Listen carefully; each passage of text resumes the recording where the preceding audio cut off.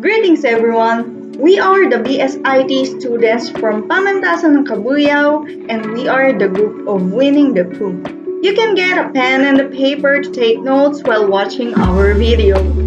I am Amor C. Padua, also known as Amor, with a student ID number of 1902987. Hi, I am Kylle Dela Cruz, also known as Solomon.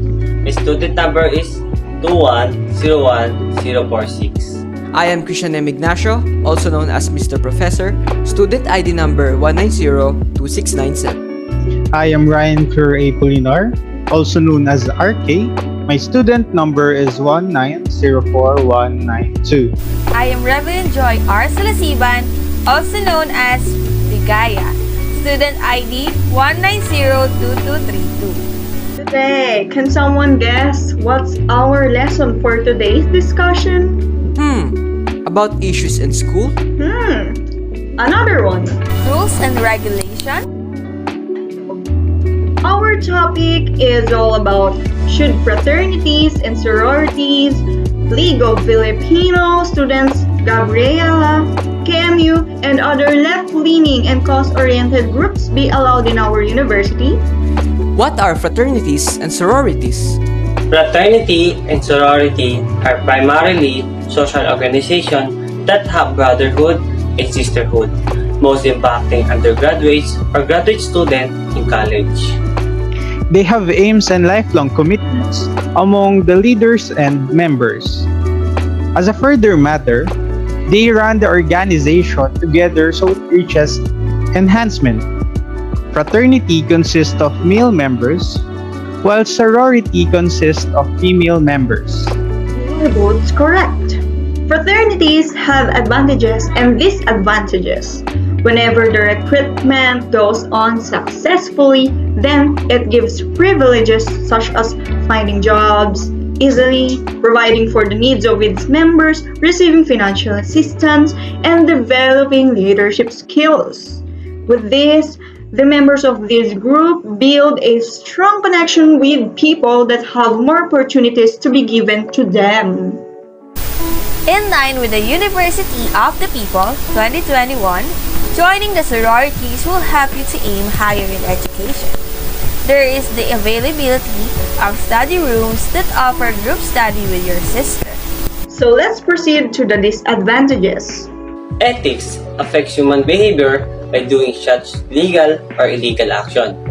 The disadvantage of being part of these types of organization might get people to decide whether to join or not, because unethical and immoral activities that club provides to benefit fraternal clubs. Another one that might put them into an ethical quandary: once a person enters to the group, then there's no turning back. If this happens, coercion might happen.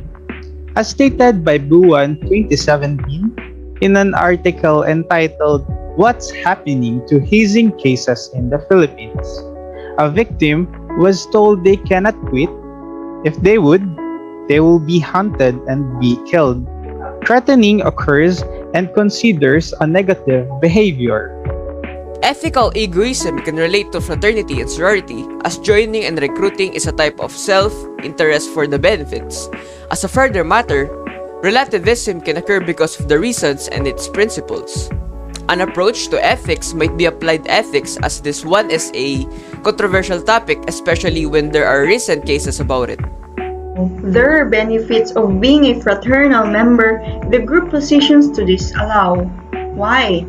The researchers strongly disagree with allowing these types of activities at Pamantasan Ng Cabuyao, as the university should maintain its image and protect its people.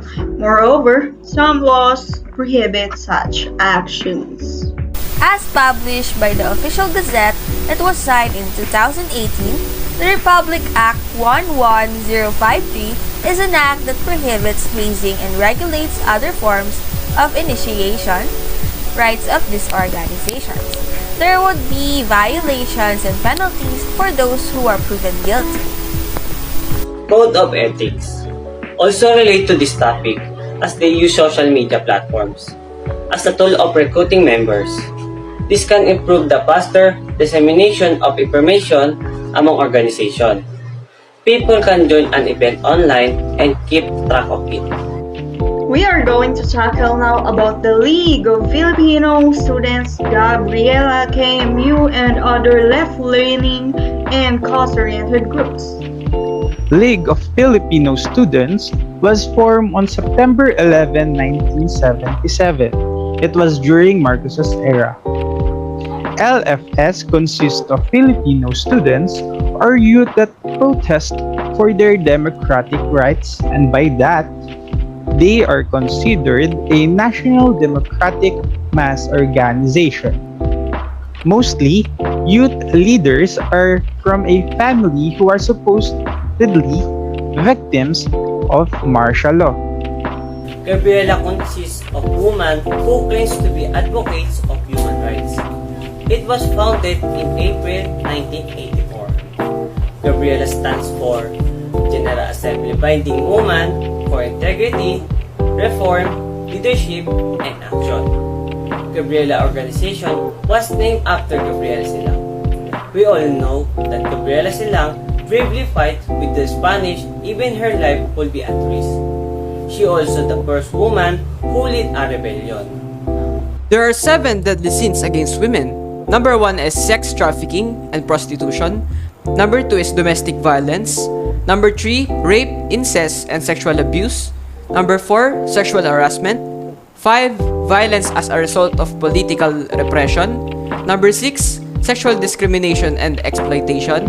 And number 7, limited access to reproductive health care.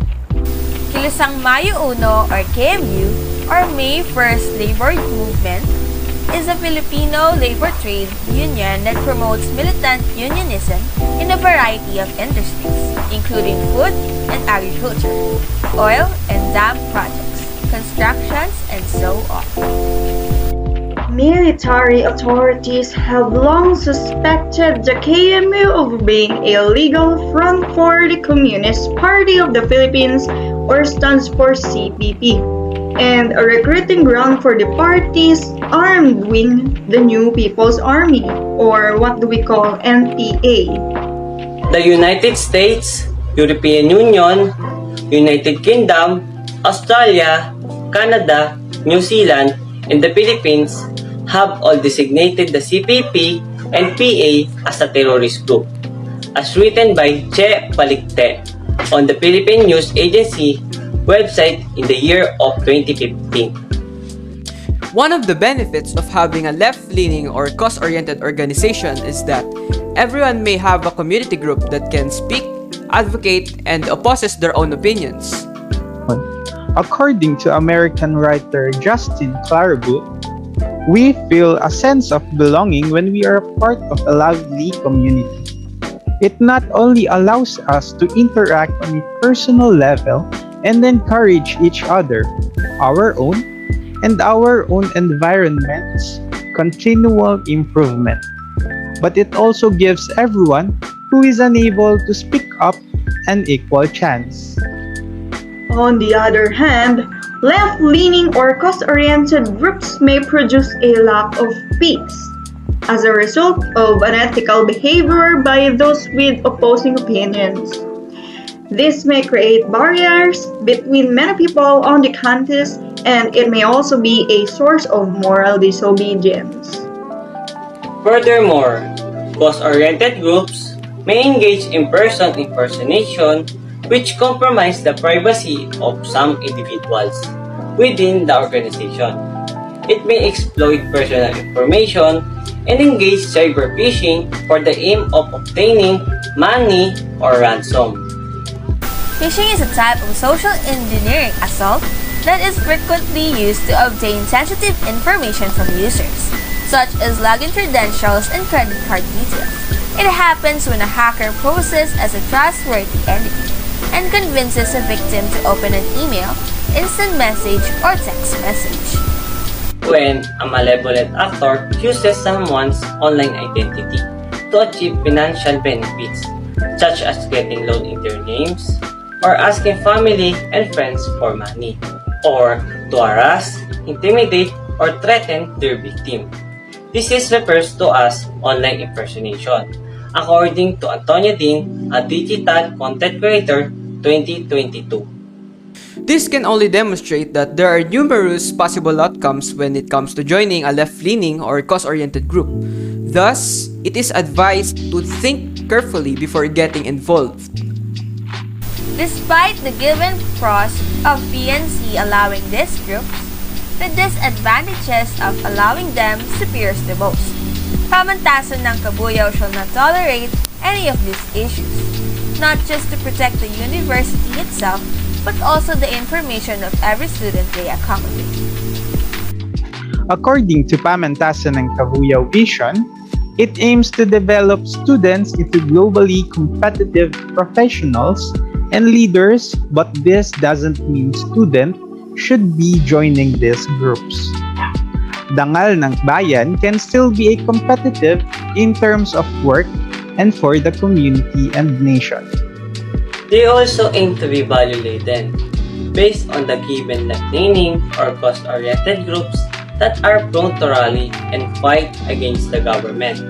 The ethics and morals of Pamantasan ng Cabuyao, professor who taught their students to be ethical people, helping them how to be fair and proper in terms of connecting and communicating with every person and groups. Aside from that, the God-fearing institution values personal dignity being taught to their students, to stand to what brings peace and what is right for the benefit of him and everyone, knowing how to respect and honor every higher leader as they go on their way of being professional. In conclusion, for fraternity and sorority, it should be prohibited at Pamantasan ng Cabuyao, as this might ruin the lives of its students, as there are several hazing incidents published in the media. Concern for the students is much more important, as this might affect their behavior and lead them to unwanted illegal actions such as alcohol-related injuries, arguments, property damage, and sexual assault. Coercion and killings must not happen.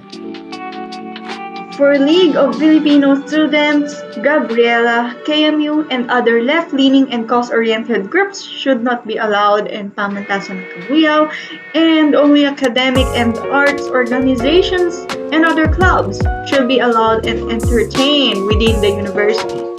Value protection, ethics, and privacy of each individual are what matter most. And that's all for today's discussion. We hope